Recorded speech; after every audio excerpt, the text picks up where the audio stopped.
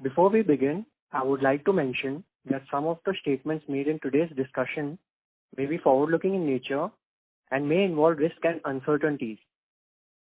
Please note the disclaimer mentioning these risks and uncertainties on slide number 2 of the investor presentation shared earlier. Documents relating to our financial performance have been shared with all of you earlier, and these have also been posted on our corporate website. I would now like to turn the call over to Mrs. Sunita Reddy for her opening remarks. Thank you, and over to you, ma'am. Thank you. Good afternoon, everyone, and thank you for taking time out to join our call. First of all, I hope you and your families are safe and healthy in these difficult times. I trust that you have received the earnings document which we shared yesterday. We started this year on a positive note. Post the slowdown which the country had witnessed due to the second wave, the economy would witness a cyclical recovery in the subsequent quarters. Coming specifically to Apollo Hospitals and Q4 of FY21, we witnessed a revival in patient footfalls in non-COVID occupancy across the network, which translated into a strong financial performance. Overall, the quarter witnessed reduced COVID admissions.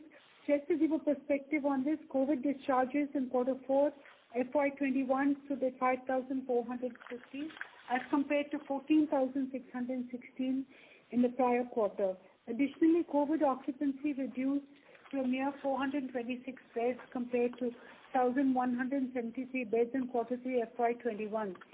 In Q4 FY21, surgical discharges continued to gain momentum and grew at a rate of 32% on a sequential quarter basis. The non-COVID discharges during Q4 FY21 registered a 21% quarter-on-quarter growth. Sequential quarter growth in IT volumes was at 9%, with mature hospital volumes growing at 12%. Against this backdrop, let me walk you through the financials of the quarter. Standalone Q4 FY21 revenues grew by 2% quarter-on-quarter to 2,410. Healthcare services grew by 4% to 1,291 crores. SAP revenue degrew by 1% and was at 1,119 crores.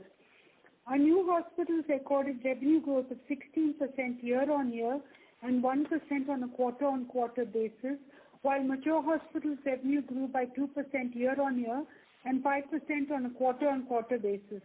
The post-Ind AS 116 EBITDA for Q4 FY21 stood at 336 crores compared to 321 crores in the previous quarter, and this after taking a charge of 25.2 crores on account of marketing costs for Apollo 24/7.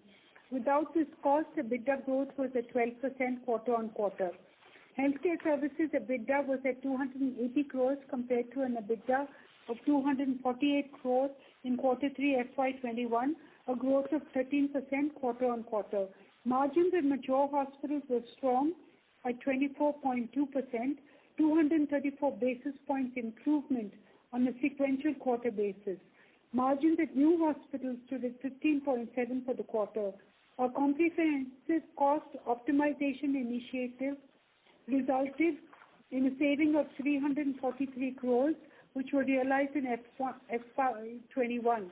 Going forward, we expect to sustain a cost saving of around 100 to 125 crores in FY22.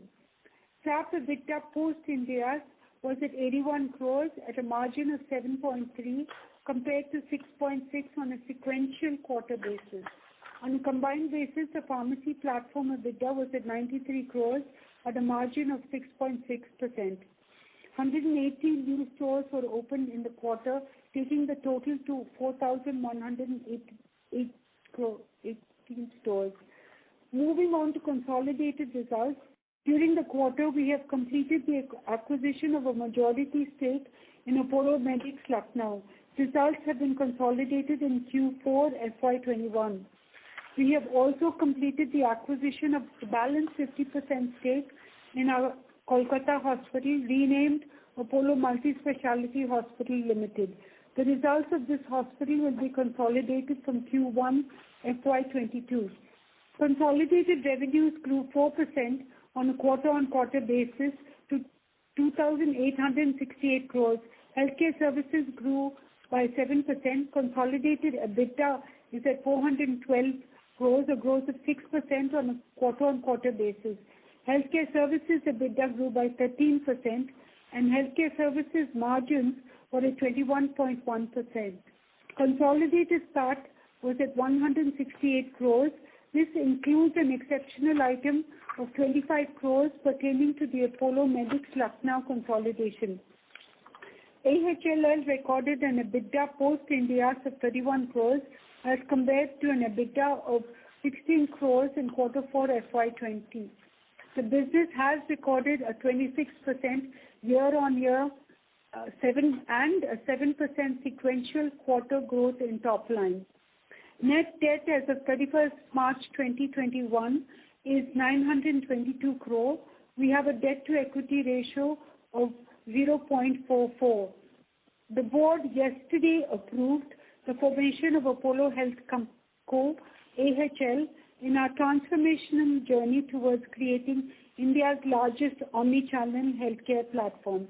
This will be done through a slump sale of identified businesses undertaking including A. AHL's back-end offline pharmacy business excluding hospital-based pharmacies, B. AHL's digital healthcare platform 24/7, C. AHL's investment in retail pharmacy business Apollo Medicals Private Limited, and D. the Apollo 24/7 brand, the Apollo Pharmacy brand and private labels into AHL's 100% subsidiary Apollo Health Co. Limited.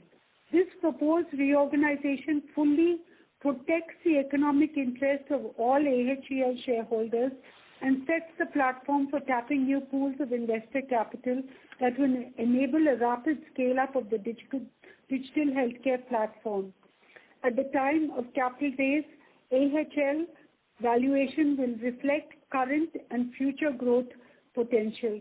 Now to present this product and the plans for the future in detail, we have Shobana Kamineni, Executive Vice Chairman, and Sangeeta Reddy, Joint Managing Director, who will walk you through the features of Apollo Health. Shobana and Sangeeta, over to you. Thank you, Sunita, and I think you clearly articulated what HealthCo is. I will spend the next 5 minutes answering 7 FAQs that we've been hearing, and maybe it will put everything in much better perspective. So the first thing is, everyone says, why is Apollo doing this? Why did they create it? And why should Apollo do it? And what are the promoters going to make out of this? So our chairman, very early, if you see our mission statement, really talks about bringing international care, affordable care within the reach of every Indian.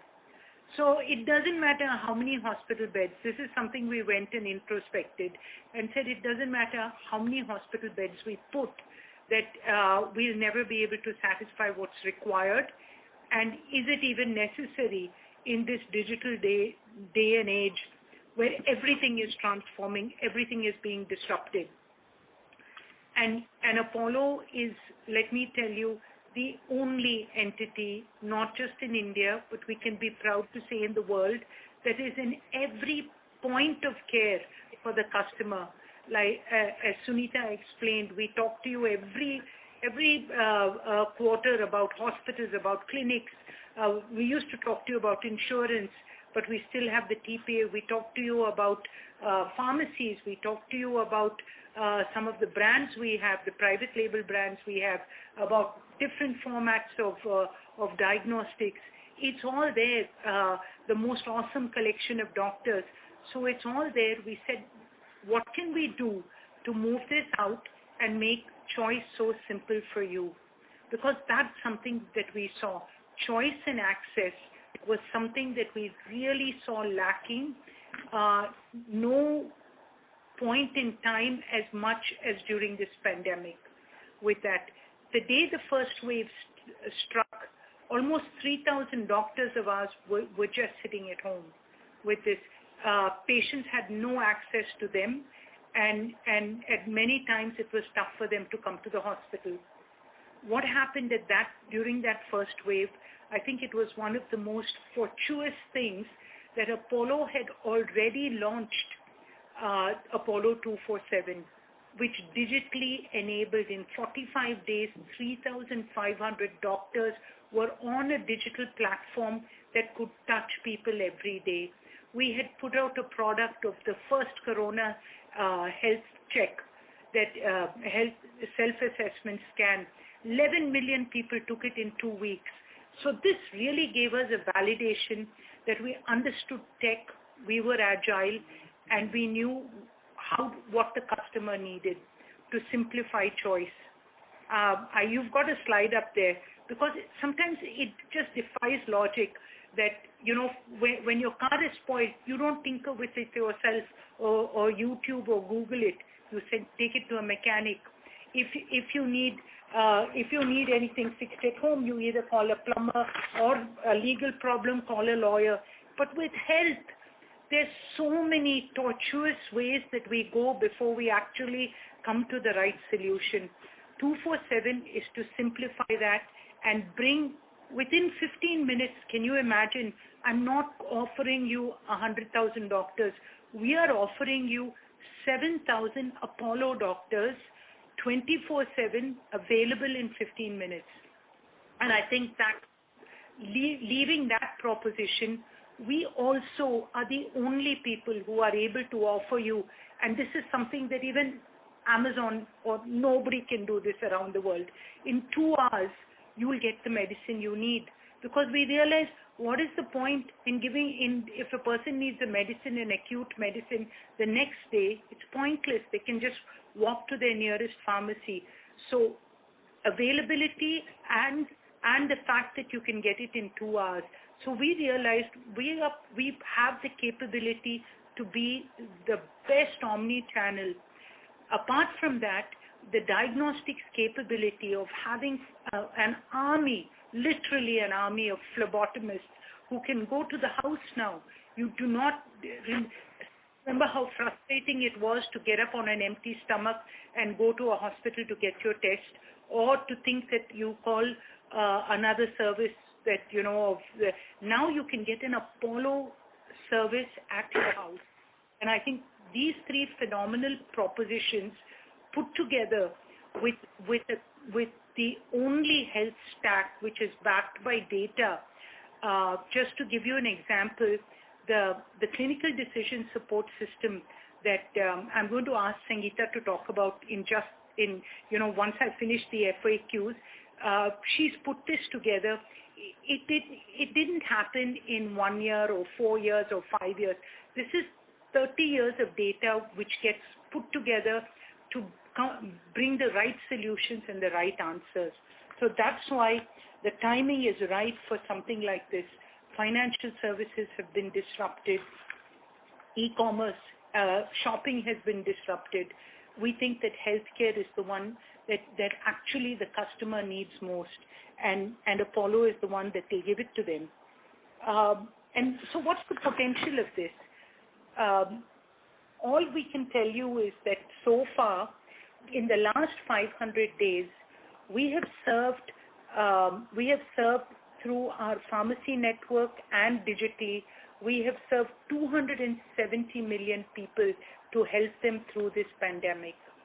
And I think that is serious capability.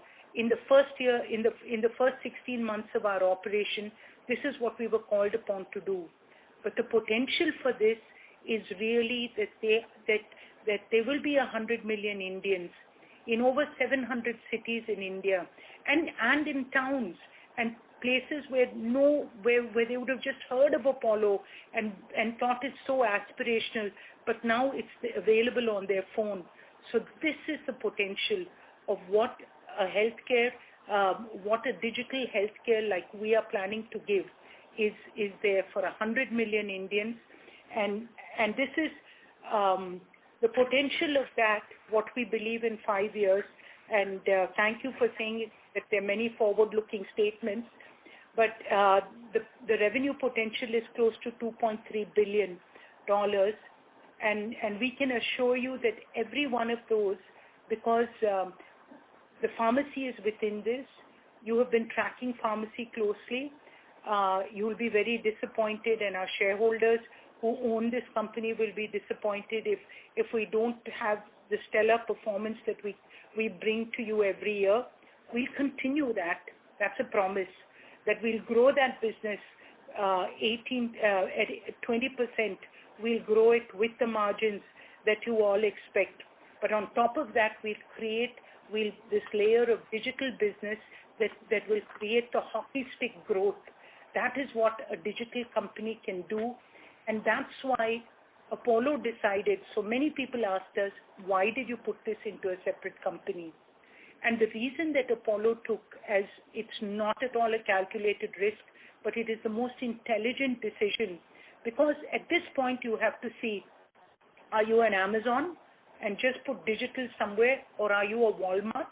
And then we realized that actually both are the same. This is the age of omni. Unless you can back digital with physical, there is no future or path to profitability. And I think as a public listed company, we have responsibility to many shareholders and diverse investors. And this is something that we took seriously. So we do expect by year 3, year 4, we will have EBITDA. By year 5, the EBITDA will be significantly higher than if we were just a standalone pharmacy or doing just standalone consults or digital. So I think that it became a very interesting point for us. Another slide that you have available with you is about the physical assets of Apollo. And you will see that this gives you why we'll succeed. Please tell me if anyone, now that we're convinced that Omni is the way to go, there is no other player that has the breadth and strength of physical assets with the brand in terms of hospitals, 10,000 beds, 4,000 pharmacies, 500 diagnostic centers, 200 plus clinics, the capability of 30 million IP/OP that we've managed every year, and the digital that we do, and managing 5 million plus insurance lives. We know this story. And for anyone to create the same footprint, physical footprint, if it was even possible, would cost them so much that they knew it can never happen. But this is available for this company, for Apollo Healthco. We'll take all of that and layer the digital on top of it. So I think that our business model is superior, and we have the capability, and many partners that have already signed up and are working with us, whether Airtel is one of them, HDFC Bank, the SBI Bank. So we have serious partners who we will be taking along this journey to make sure that we can service the customer to whatever he wants. This is the new age of digital customer, and this is the platform that you will see that pharmacy was 7%. Today has a 7% market share of pharmacy retail. In the next 5 years, we expect that to be close to 30%. So in every one of these segments, whether it's the diagnostic segment, whether it's the telemedicine segment, which were already the largest, as we say, and today we're even larger than 1mg in terms of the number of deliveries we do every day. So whether it's digital, whether it's physical, I think that this will be the defining digital health network, not just for this country, but probably it'll immediately stand out in the world as the most valuable. So Sangeeta, would you be able to explain a little more about the technical part, just the CDSS, or shall we wait for questions? Whichever way is fine. Sangeeta, please go ahead, Sangeeta. Okay, I'll take a brief minute just to say that this transformational journey is grounded on the concept of serving the customer in the most integrated manner, of bringing together the assets that we have, but enhancing the capability and the access to those assets using a digital first approach. So I think most importantly, every touch point, physical, online, website, call center, will stem from a consolidated user profile. This consolidated user profile, which is grounded in a common unique healthcare identifier, is also collating all data points into a personal health record. This is a journey we've been following for a few years now, which is significantly enhanced by the digital and the combination of the pharmacy retail coming into the hospital database as well. So this combination and these touch points will evolve into a symptom check, AI and ML enabled platform of the clinical intelligence engine. This engine has a consumer facing side as well as a doctor facing clinical decision support. And in one line, I will just say that this will enable the latest and the best of healthcare knowledge and information to be available at the touch of a button to all our doctors and all customers who seek our care. And this consolidated data points will be available for us to help the user profile get the best possible medical care. I'll stop with this because I'm sure you have a lot of questions. And I'll end also by saying that all these are really grounded on the best technology stack. We have some of the most powerful engineering brains. We've validated our path forward with global expertise, and whether it's the platforms we're using from Mongo to Postgres to our ability to use React Native for our app and Snowflake for our cloud data warehousing with all security layers as well as international standards in terms of HIPAA for patient privacy and confidentiality. That's it from me. So thank you. Right now we'll open the line for question and answers. Of course, I have Dr. Hari Prasad, Krishnan, the entire team with me, and the team from 24/7. Shobna and Sangeeta will also be here to take all your questions. Thank you very much. We will now begin the question and answer session. Anyone who wishes to ask a question may press star and 1 on their touchtone telephone. If you wish to remove yourself from the question queue, you may press star and 2. Participants are requested to use handsets while asking a question. Ladies and gentlemen, we will wait for a moment while the question queue assembles. Participants, you may press star and 1 to ask a question. The first question is from the line of Sayantan M from Credit Suisse. Please go ahead. Yeah, thank you. I have two questions. So first one is on COVID vaccine administration. So how many vaccines did we administer in Q4FY21 and what is the current run rate? Also, the AHLL primary care segment consisting of clinics, it witnessed a strong margin expansion in the quarter. Is it because of the vaccine administration or are there any other reasons for the same? So Hari and Chandra, please take that. Yeah, actually we've, as of now, administered more than 2 million vaccines in the last couple of months.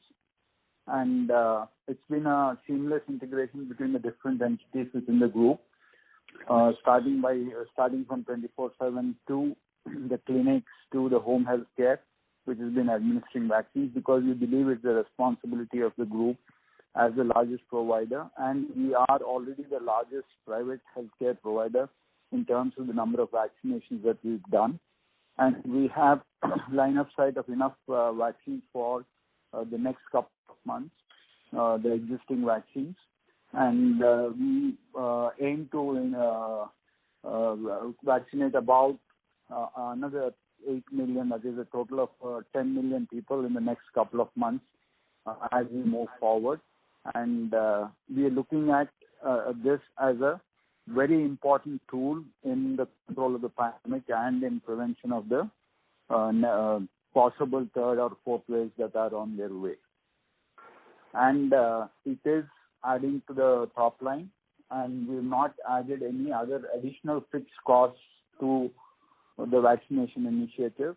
The staff and the infrastructure is all from within the existing system, or it's being provided by partners.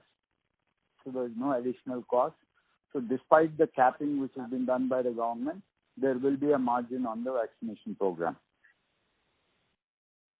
Then I want to take the clinics part of it. Yes, Hari, I would like to add that Apollo has done more than 45% of all private vaccination in the country. So it's actually significant. Yes, ma'am. On the question on AHLL, which I will answer, the Q4 did not have much of vaccine income, so that doesn't change the profile. It was more of return back to normalcy and the pent-up demand coming back, especially in electives and also in the primary care segment. And we continue to hold our growth in the other important segment in diagnostics. So this is a natural growth. It did not have much of vaccine as a trigger for a significant growth in the quarter 4. And I hope all of you are vaccinated, and if you are not yet vaccinated, please walk into any of the Apollo centers and get vaccinated quickly. Sure, thank you. My second question is on Apollo 24/7 operating expenses of 25 crore in 4Q. And so is this a run rate that we can expect going ahead in FY22 as well? I think that it's a starting run rate. All I can tell you is that, and it comes also from the competitive pressure and as we continue to grow.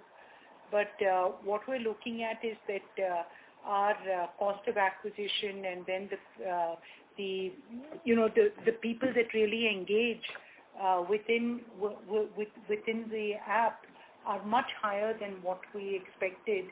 So we're running at about 70% of our expenses, and I have Sanjeev Gupta here, who's the CFO of 247. Sanjeev, can you come in with a little insight on some of those figures? Yeah, ma'am. So I think, what we are looking at is that, as we ramp up our business and the traction that we are seeing and almost, we are seeing the users coming in and then giving more and more transactions across all the business segments, we may expect a slight upward movement on the expenses. To that extent, the revenue would also, match. And on overall basis, the unit economics are, getting better month on month. Okay, thank you so much. Thank you. Thank you. The next question is from the line of Ankit Agarwal from UTI Mutual Fund. Please go ahead.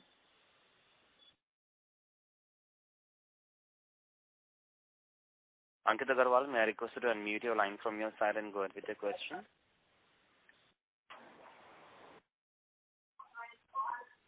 Ankit Agarwal, we are unable to hear you. May I request you to unmute your line from your side and go ahead with your question? Due to no response, we move on to the next participant. The next question is from the line of Mandan Gopal from Sundaram Alternate Assets. Please go ahead. Good evening to the team, and thanks for taking my question. First of all, congrats on the excellent platform that you have created. I have used myself and found it really useful, the Apollo 24/7. My first question is on how do we see this unit economics of this platform? Because the consultancy, so what we pay to the doctors, how is the revenue model for the 24/7 is going to be? If you can explain that, it will be helpful. Sanjeev? Diagnostic. Yeah, I can take this question. Yes. Okay, so I think there are 2-3 things, that we should be talking about on this. One is that the platform is a feeder to various other entities of Apollo Group. So be it virtual consultation, diagnostic, as well as the pharmacy line. All these ones would support the entire Apollo ecosystem. So this would be going to be an incremental business for all the units of Apollo. That is point one. And second, as far as 247, entity revenue side is concerned, so this is going to be the commission or the fees that would be charged on, every transaction. That is typically e-commerce platform does. And so we would be having arm's length pricing, and that would take care of the commission and the facilitation fees that the 247 company would be charging across the group entities. And you also referred about the unit economics. I would say that at this stage we are positive across all the business segments on the contribution margin level. Okay. Can you elaborate a bit on how does it look for in terms of per user, the revenue potential, or where we are right now, or is it too early to discuss on? This is too early, sir. But I think maybe in 1 or 2 quarters we'll come back to you with more details on this. Okay. So, and a related question. Today, how many people have really used 24/7 so far? And we have an hospital database. We have a pharmacy database. And you have given that in year 3 we will be probably seeing an EBITDA neutral sort of a scenario. So how much this number of users is likely to grow in your opinion, in your models, in the next, say, 3-4 years? So what we believe is that we should be able to hit 100 million users in by FY25. And we have been seeing a lot of participation from the customers who have been coming into various entities of Apollo Group, and they have now started using Apollo 247 for various services. So obviously, as we stand today with 10 million customer base for 247, many of them have coming from the Apollo system, and many of them have come from outside ecosystem. So I think from the growth potential, we should be able to hit anything between around 80 to 100 million customers or the users by FY25. Current number is 10 million, you said. 10 million. Am I right? Yeah. Okay. Thanks, and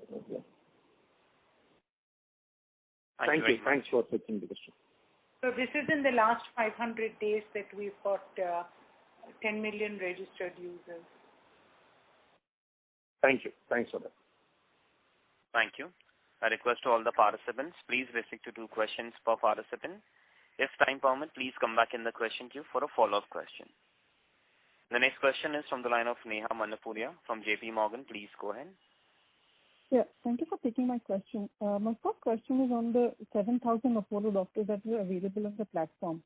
From what I understand from the previous, conference calls, we were also planning to induct non-Apollo doctors to get to the 80 to 100 million users or to tap into the, non-Apollo customer base.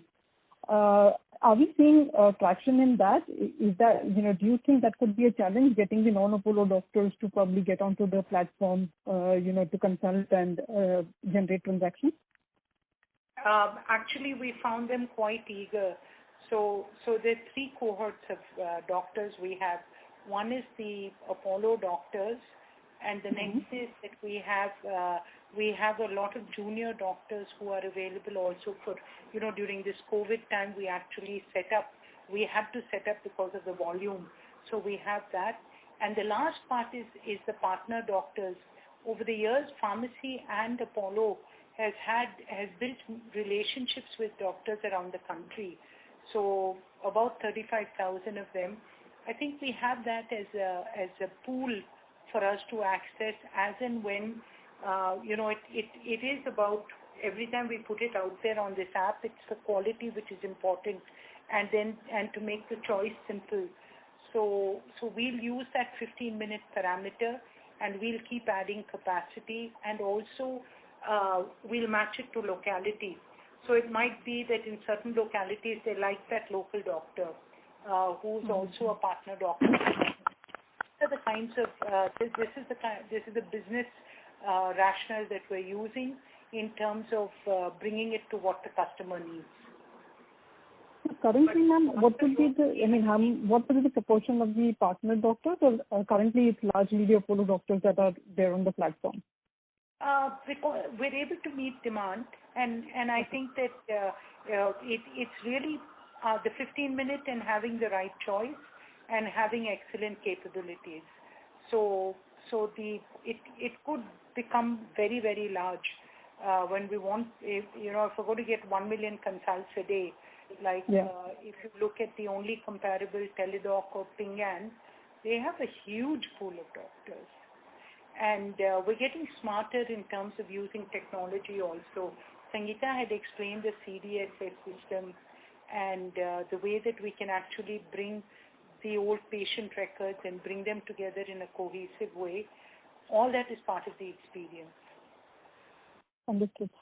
And my second question is, you mentioned, a 2.3 billion revenue potential. I didn't really catch. Is that pharmacy plus digital plus diagnostic teleconsult? What does that include? And a second clarification is the year 3, year 4 EBITDA. Is that the EBITDA for the new entity that is AHL, or are you talking just about the digital piece? No, it's HealthCo that we're presenting to you as a whole, and HealthCo includes all the assets that Sunita had explained that we're moving into this, and that is the ability for us to give a powerful EBITDA in the shortest time possible. So yes, that's what it means, and it also means that with revenue, 2.3 billion is the revenue of all. It's not GMV type figures. It's like you're actually getting revenue into the company and what this company will make. And this is by FY25, or is there a timeline to this target? Sorry, offline pharmacy piece is different. So what the overall potential is 2 billion. That Ms. Shobna said was the overall potential of the digital business that we have. Understood. The offline pharmacy business. Back end, Krishnan, digital and back end. It's HealthCo. It's HealthCo's business model is 2.5 billion in year 5. Understood. Okay, thank you so much. Thank you very much. The next question is from the line of Sameer Basaiwala from Morgan Stanley. Please go ahead. Hi, thank you so much, and good afternoon, everyone. Before I go to HealthCo, just outlook for your core business, which is hospital business. What's the outlook for fiscal 22? And specifically, when do you expect the outpatient and inpatients to recover? So, Sameer, we have had a good Q1 as we speak, because obviously Q4 was the best quarter for us, and we saw that with the opening up and with non-COVID patients coming in, we saw a good realization on the per patient as well. But with Q1, of course, we had a good occupancy. Occupancy went all the way to 68% and even 71% in the month of May. But as you know, COVID realization is a bit lower for us compared to the non-COVID realizations that we have across. So to that extent, there would be a bit of a drop on the overall realization per patient. But we have done well. We continue to do well, and I think it's going to be the Q2. We hope COVID doesn't come back. We hope the Q3, the third wave is probably a bit away. So we didn't guide you specifically, but we definitely want to believe that we will do much better than the Q1 rate annualized in this year. I think the important learning here is that we've learned how to repurpose our beds, so that while we are looking after COVID patients, we are also looking after the regular patients, and therefore the higher occupancy at 71%. And I think this is a learning for this year. How do we repurpose, create the separation of COVID beds, and continue with the regular work by creating the bio bubbles that we have done? Okay, great. Thanks. And the question on HealthCo is, I just put one or two subparts together. So is it the way to think about all the products that you're offering, I guess, is also there in Pharmacy or 1mg? So it's a much bigger, broader version of that with a lot of, resources that you already have. Second is on journey to take from 10 million registered people right now to 100 million. Where would you get all these people from? What is going to be a funnel for this? And third is in terms of monetizing the entity, given your strong balance sheet and internal, would you rather wait 2-3 years to build it out and then look for big ticket monetization, or you are thinking differently? Thank you.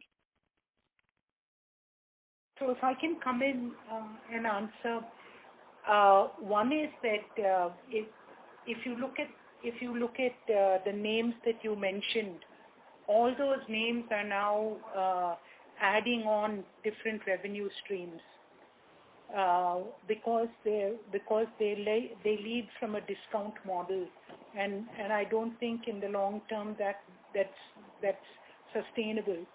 So you will see that they're going through their own challenges. But having said that, for Apollo, the funnel is the people, having the single UHID that Sangeeta spoke about.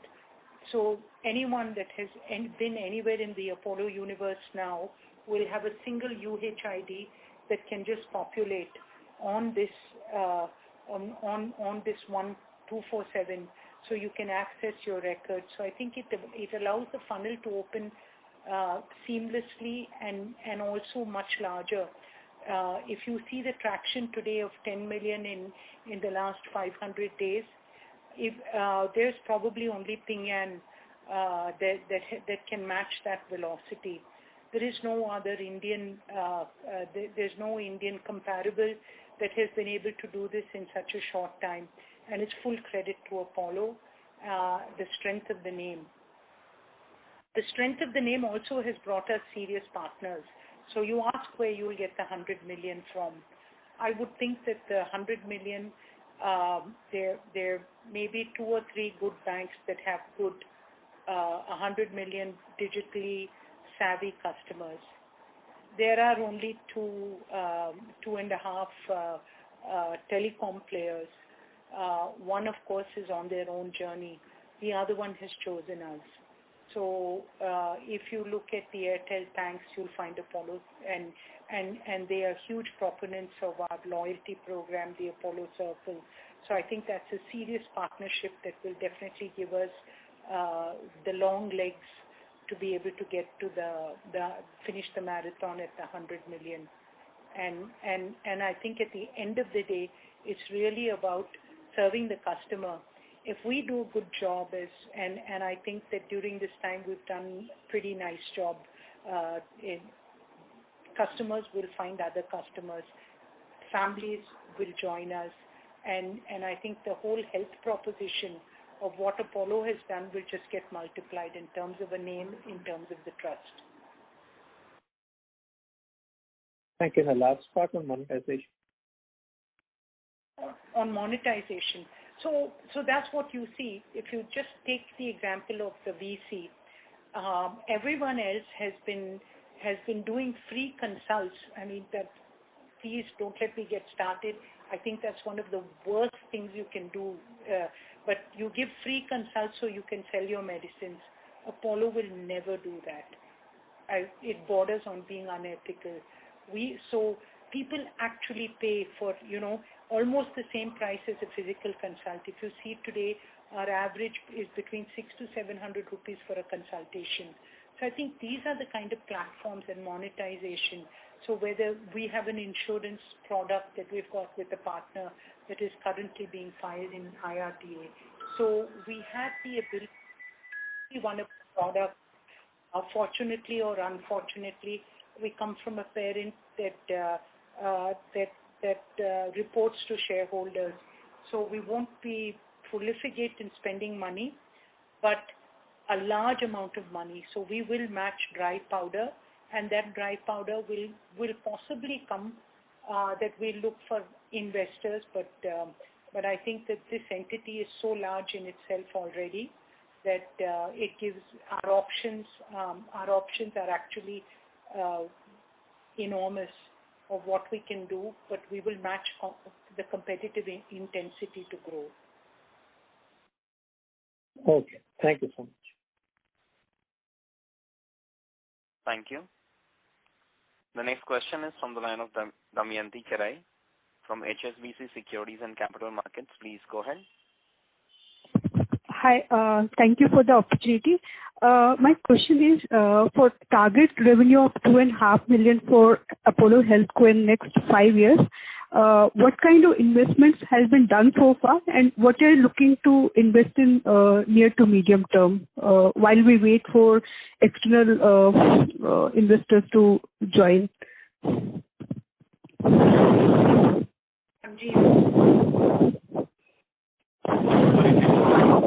Damayanti, may I request you to mute your line from your side, please?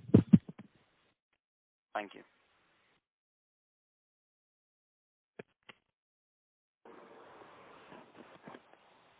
Shobna, Sanjeev, can you take that? Yeah, I thought AK sir, you wanted to give answer for this question. Yes. So I want to know, like, what you have invested so far in the digital platform, and what additional investment could be required to reach the revenue target of 2.5 billion, which ma'am has indicated earlier. So 2 points, so we can't, obviously the second point to your question, we can't answer it upfront now. To your first point, clearly we have invested 200 crores thus far on the product, and we have a plan to invest another 100 crores, 150 crores in the short run. You will see that, we, as Ms. Shobna already said, we have a plan to get large investors, external investors, etc., into Apollo HealthCo as a platform, and we will take this gradually up. We know that, we have a plan to maturity in the next 3 years, and you will see that, we will definitely continue to own dominant majority of that HealthCo even when we get the investors. So I think some of that investments, I think you'll have to defer it for a later date.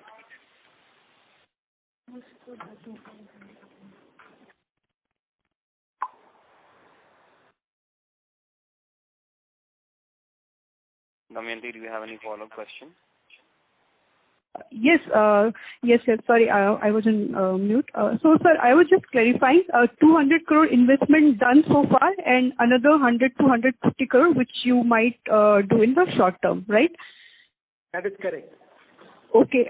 My second question is, Apollo backend distribution is one of your key strengths, which is supporting this Apollo HealthCo.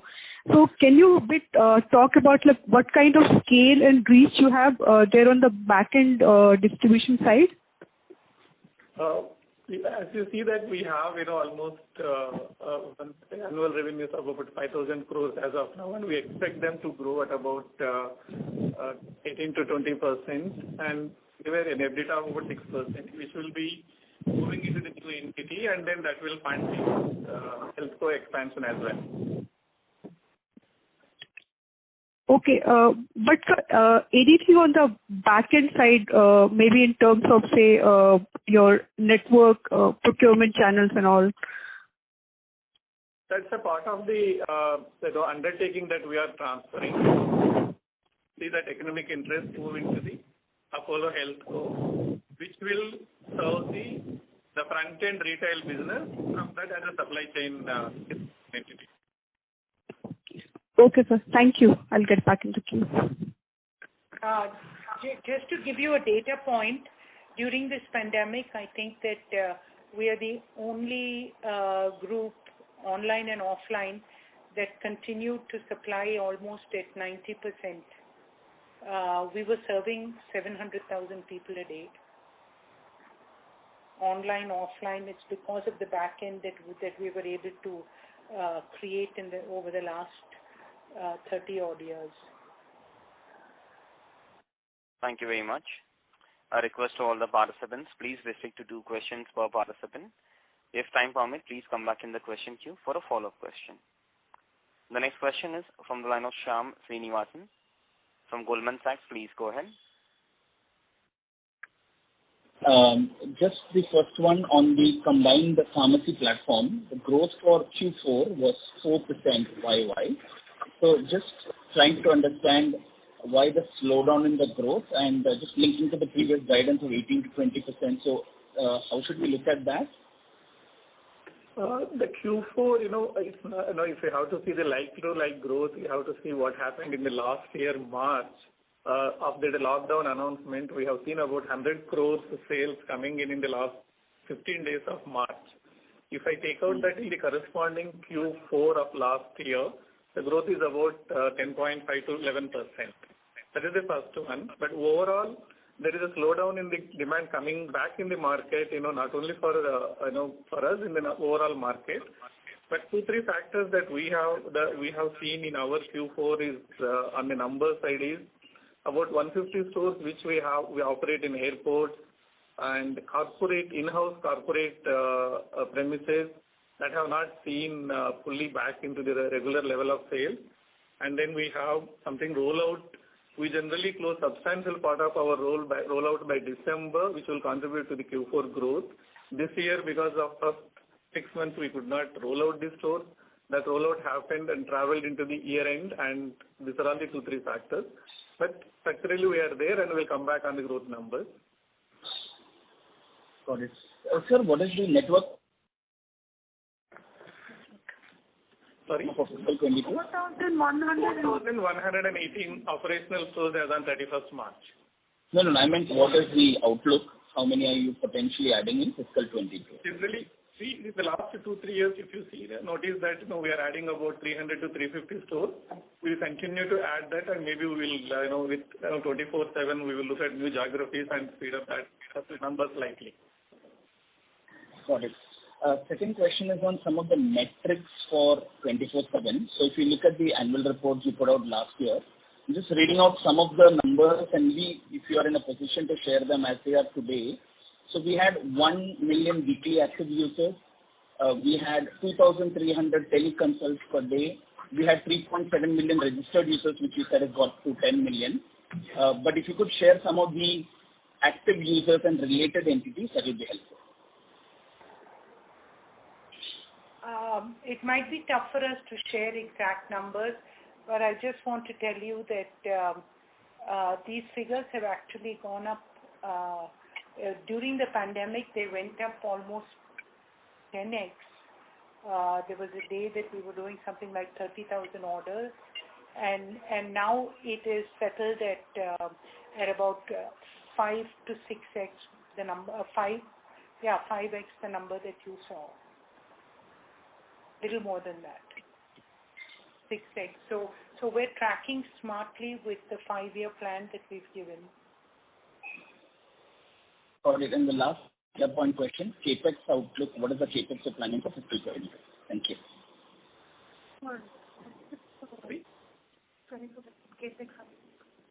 Sorry, for which one you said? Which business? So all businesses, the question, yeah. Fiscal 22, what are we looking at CAPEX? Yeah. So at Apollo, the hospital level, we are looking at a CAPEX of 200 to 300 crores, which is our routine, 250 to 300 crores, which is our routine CAPEX for the year. That is what we are looking at. And as we have said, we have been open for acquisition opportunities. Given that we have cash with us, etc., at the appropriate time, we'll come back on the right acquisition opportunity that we are looking at, which is a bolt-on acquisition if in the markets of our interest. On the health core, we said that the near-term CAPEX requirement is around 200 crores. Thank you and all. Thank you. Thank you very much. The next question is from the line of Shalin Kumar from UBS Securities. Please go ahead. Thank you so much for the opportunity. Most of my questions have been answered. In terms of your new holdco, do you have any preference toward a strategic partner which can come up with more of our digital capabilities and logistics capability, or would you prefer a financial backer, or you haven't, and there's no preference? No preference except the quality of what will be best for the consumer and for this company.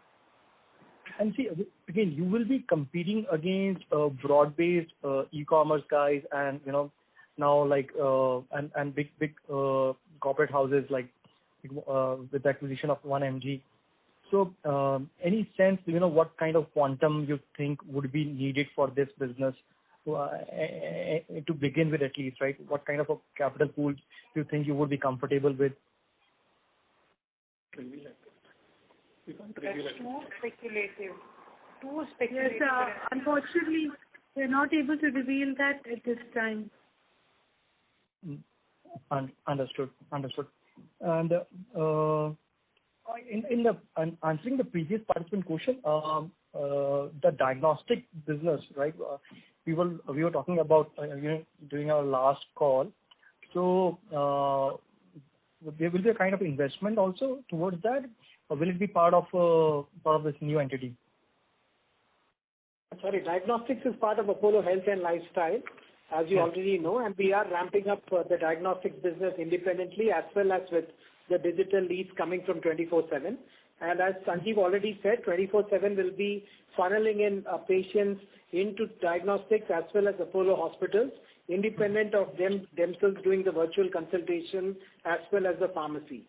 So that business will funnel into the diagnostics, which is part of Apollo Health and Lifestyle as of now. And that's how it is intended to continue. So will there be any additional capex towards that, or will it be? So my question was is it becoming a part of hospital, or or there will be additional something which you will be doing towards it? So if there is Chandra, you want to answer about the growth of the diagnostics business and how we are looking at it? Yeah, I think primary emphasis on the diagnostics growth, we generated nearly about 180 crore revenue last year. We hope to hit a 300 crore mark this year, but we also are ramping up demand that is coming via the 24/7 platform and to be able to service it, towards which I think the growth will be largely organic. The capex requirements are minimal, except for some regular capex as of now. Interesting inorganic opportunities, we are open and alive, but at the right valuation. So we will be looking at that only when we believe that there is value ahead once we acquire. And it fits in strategically, fits in appropriately into our own ramp-up and growth plans. So we will be opportunistic on that part with respect to inorganic capex requirement. But organic growth is underway and at a prolific pace. Understood. And if I can squeeze in last question on the proton bit, when do you think you will be able to achieve or cost of capital on that, or what kind of return on capital do you foresee on a steady state basis on that, and how far is it? So we think that so we would ideally have to have achieved that this year itself. But because of the pandemic, one is the medical value tourism is not happening, and even people within the country are not traveling so much. We have broken even, as you know. We would ideally want the business to get to at least 100 crores of EBITDA next year. That is the plan, which is FY23. FY22, we would definitely want the business to give us at least a 50 crores EBITDA, which is what we are targeting, and hopefully we will achieve. So just to add to that, I think we should not look at proton in isolation. What we have done is to create oncology as a vertical, and we are looking at the growth of the entire vertical, which is we're looking at probably a 2,000 crore revenue at a margin of 30%. And this will include revenue from proton, and that's the way to look at it, not as an isolated one machine. Thank you very much, and sorry to interrupt you, Shaleen. I'll request you to come back in the question queue for a follow-up question. The next question is from the line of Ritesh Rathod from Nippon India Mutual Fund. Please go ahead. Hi everyone. You mentioned you have invested 200 crores in the digital business and you're planning of 150 crores. Can you elaborate what are the areas in which you have invested till date and which areas you plan to invest further? Sanjeev? Yeah, essentially, the investment is towards, the technology side of the business, the infrastructure as well as the people. Broadly, the expenses are towards the site. Okay. And is the platform in-house developed, or this is some third-party platform you have taken and you have worked upon it? This is in-house, sir. Okay. And who are your technology partners? So we've got a couple of vendors working with us, but essentially. Hello? Can I take this? Yes, Sangeeta, please do. Yeah. So the platform is basis on a platform that we had originally created in a standalone company where the PHR was consolidated and conceived as a federated model where many players can come in. And the PHR is the core. There are other critical building blocks and pieces which have been developed by a core technology team. 80% of the work has been done by this core team. This includes, people from IIT, those who have returned from Silicon Valley, somebody like that heads the team. We've also had one small external vendor to do small pieces of it to accelerate the pace of development. But the integrated concept and design is very much part of creating this integrated user experience. We are on a Microsoft platform in terms of CRM. However, the rest of the stack is all Google. So we're bringing this together, like I said in the beginning, using Mongo for the documents, other related platforms which are best in class. And we've had this validated also by international experts. Okay, that's helpful. Maybe on the future investment, you mentioned that you will match up to the competitive intensity of the peers or the competitors. What's your current customer acquisition cost, and what kind of your willingness to spend in terms of future customer acquisition cost? And is that number 150 crore you mentioned, is that linked to this thing, or that's an independent number for future technology investment?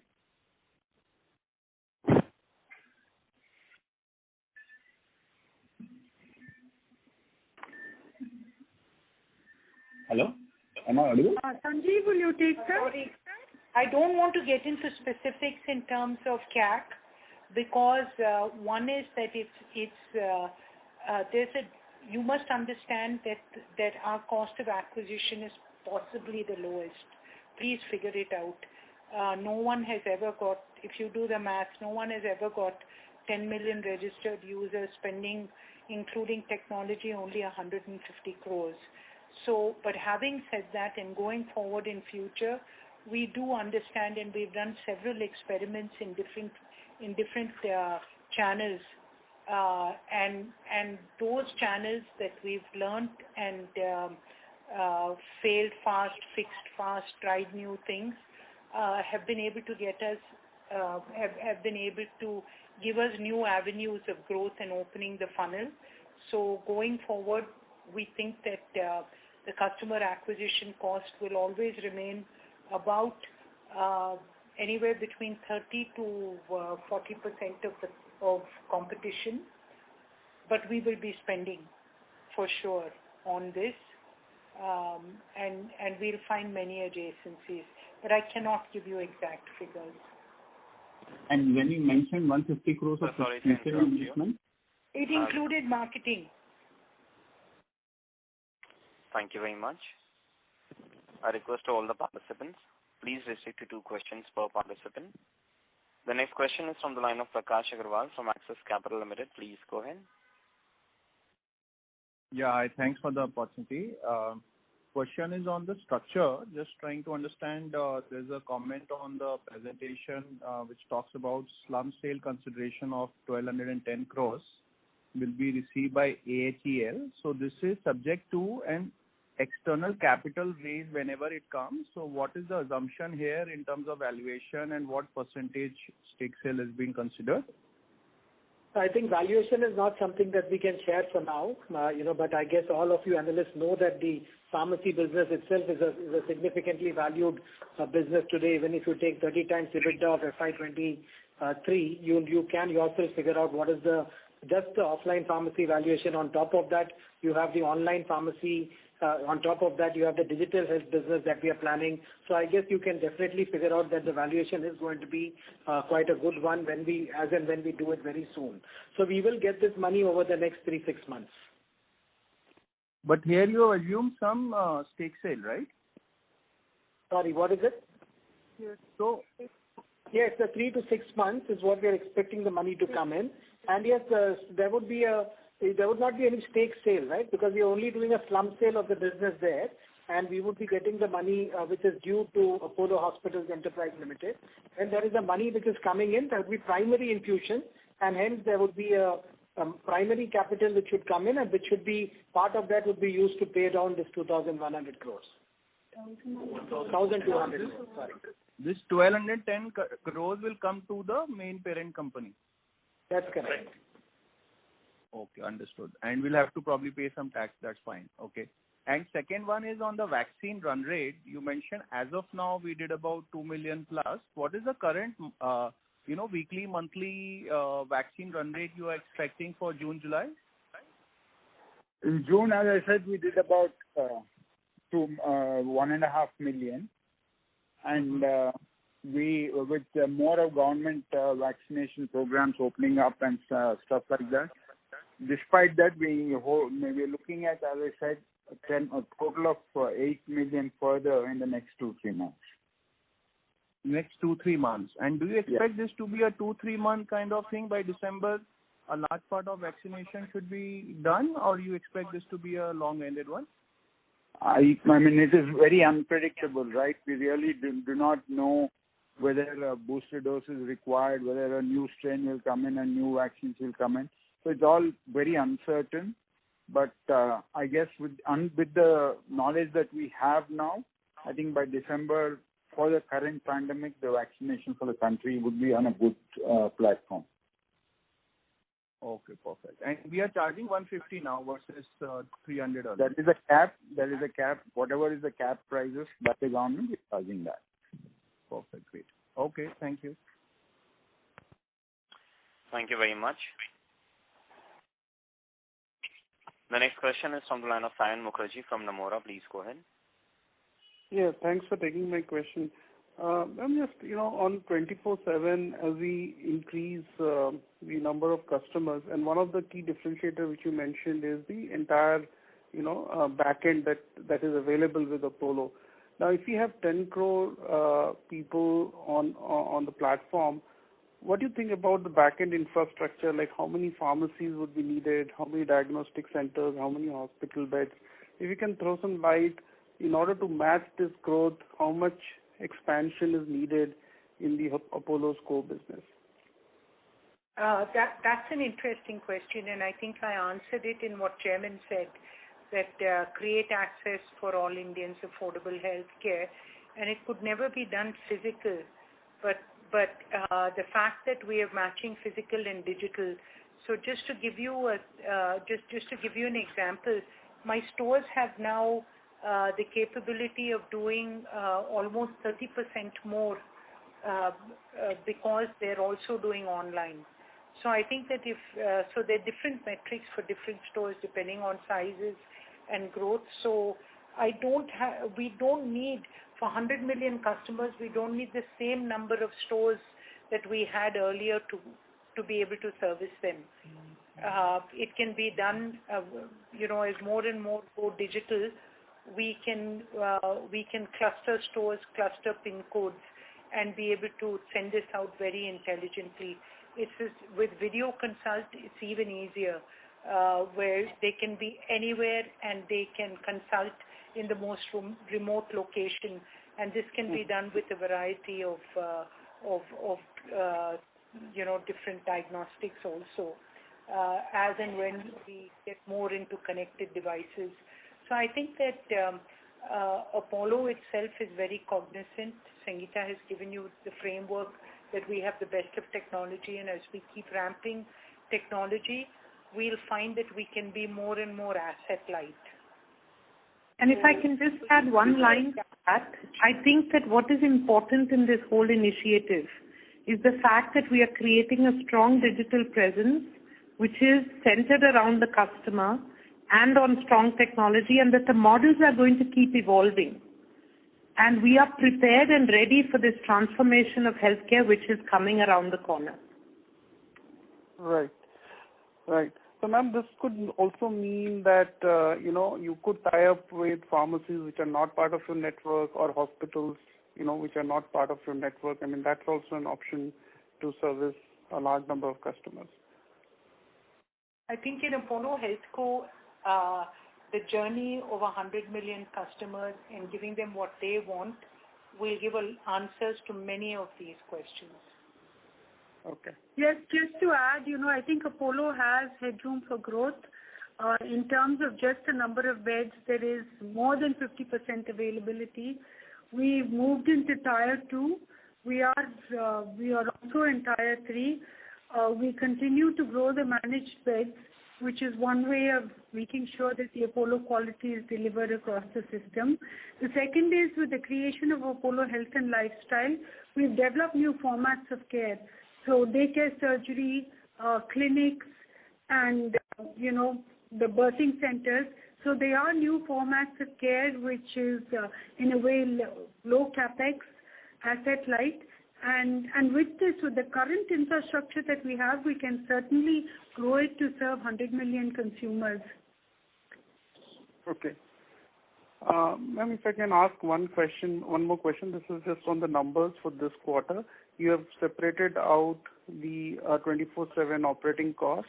Now, this cost would have been there in the previous quarters as well. So to that extent, this cost must be sitting in pharmacy and hospital, which is now separated out. Is that a right thought process here? And that might have expanded your reported margins for this quarter for these segments?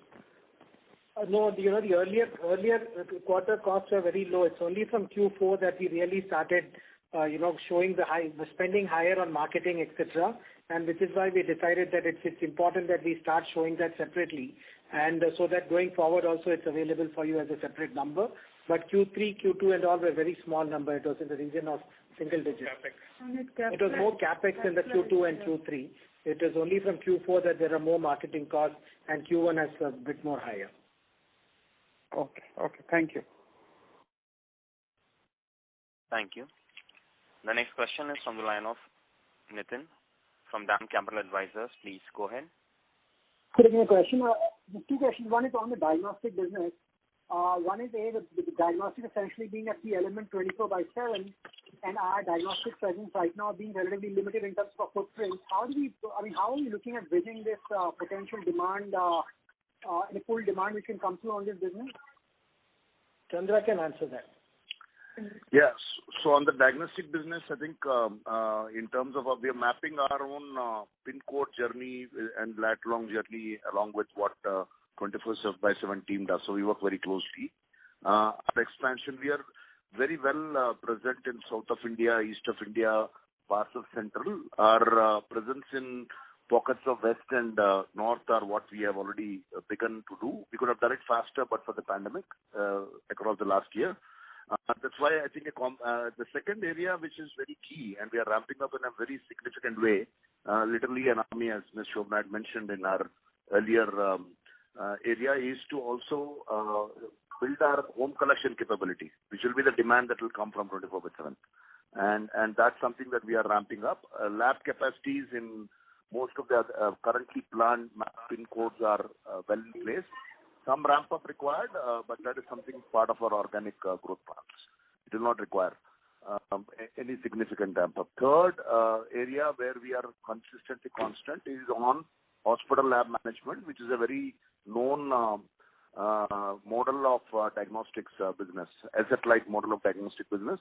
So we are actively ramping up our hospital lab management contracts, whereby we acquire not just a captive business of the hospital, but also have a provision to use the lab to service our other customers from outside.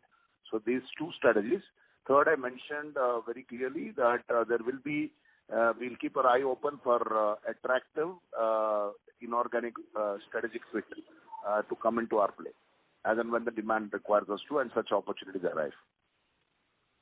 And Chandra, can you just probably, you did mention a number earlier. What is the growth number that you indicated that we are on organic growth number that we're seeking over the next couple of years for the business?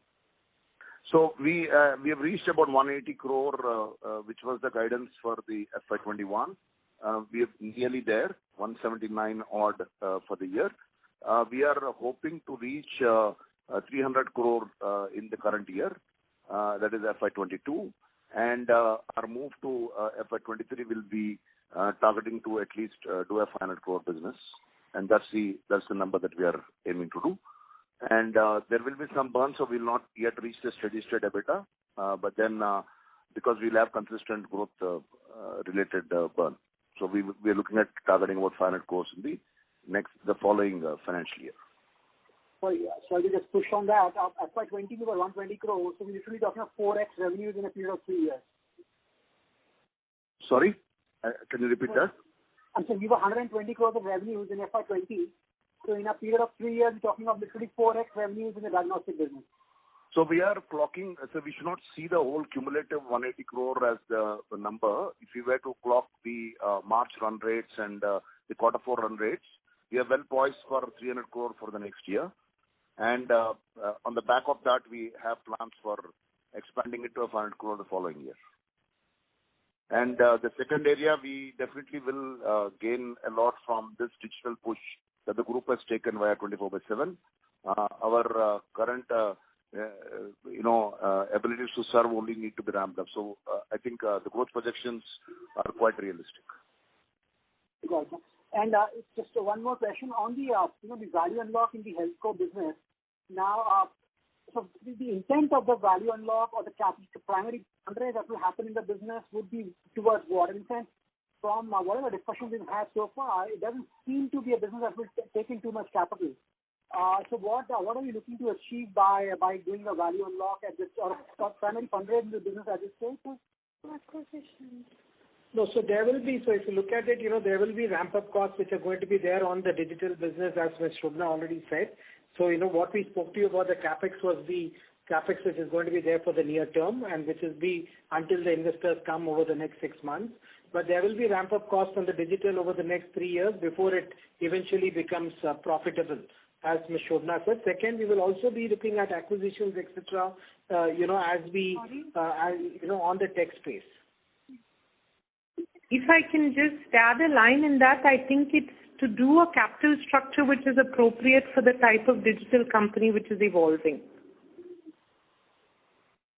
Okay, ma'am. I look forward to it. Thank you. Thank you very much.